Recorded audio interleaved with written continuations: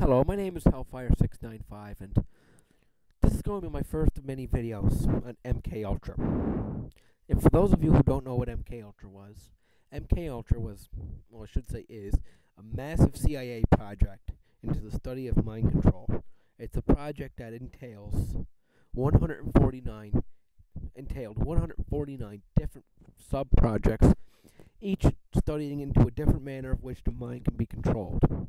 Some of these include hypnosis, drugs, combining drugs and hypnosis, insulin shock, recorded hypnosis. Even some of them even looked into ESP. They've looked into biological agents. Before I go into detail about all of that, I want to talk to you about where this all started. And it all started in Nazi Germany. Because in Nazi Germany, you had hundreds of psychologists doing all sorts of research into mind control, using the Jews in the concentration camps as guinea pigs. And for those of you who haven't seen Holocaust pictures lately, I'm going to have a little bit of that at the end of this video, just so you can see how horrible it was. Just so you can put that back in your mind. And these scientists doing experiments, well, they made it even worse. Some of the experiments they did, as we all know, were just completely inhumane. I mean, these people would be administered drugs without being told. And it was hundreds of Nazi psychologists involved in it. And here's what gets more interesting. In 1945, when the Germans were defeated, Harry Truman gave the authorization for the CIA to initiate Operation Paperclip. And Operation Paperclip was basically importing all kinds of Nazi scientists into the United States to work for the government. Okay? Now, the initial criteria was that the scientists were only to have a nominal involvement with the Nazi Party. However, that was soon broken because some of the scientists they brought in were quite heavily involved in some very nasty Nazi experiments. And I will show some links to back that up. You think they're credible or not, I don't care. I prefer if you do your own research and see what conclusions you come to instead of relying on mine. Anyhow,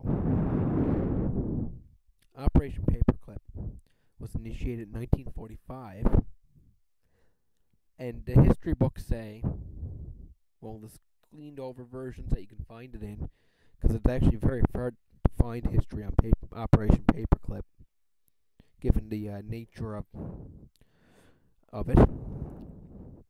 I mean, it was one of the first top secret projects by the CIA, but the explanation that I've seen for it is completely bogus.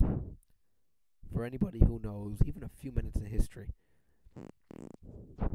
and that it was to prevent these scientists falling into the hands of the enemy, mainly the Soviets. Well, that's a problem because, first of all, the Operation Paperclip was started in 1945. Cold War started in 1948. Okay?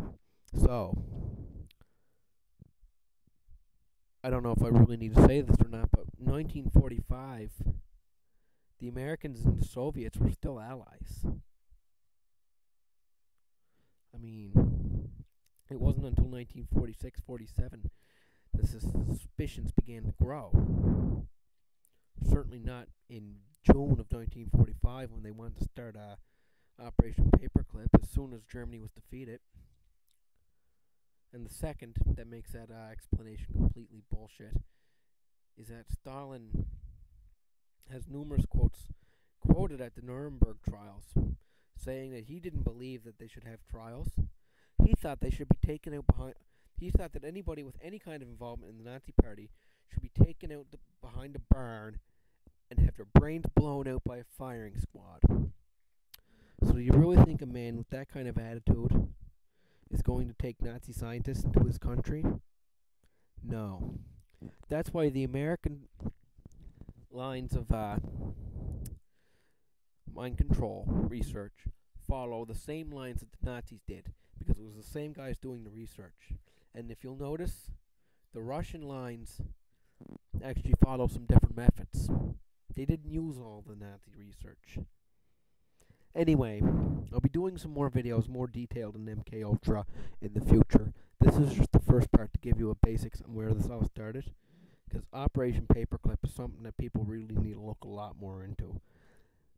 And peace out.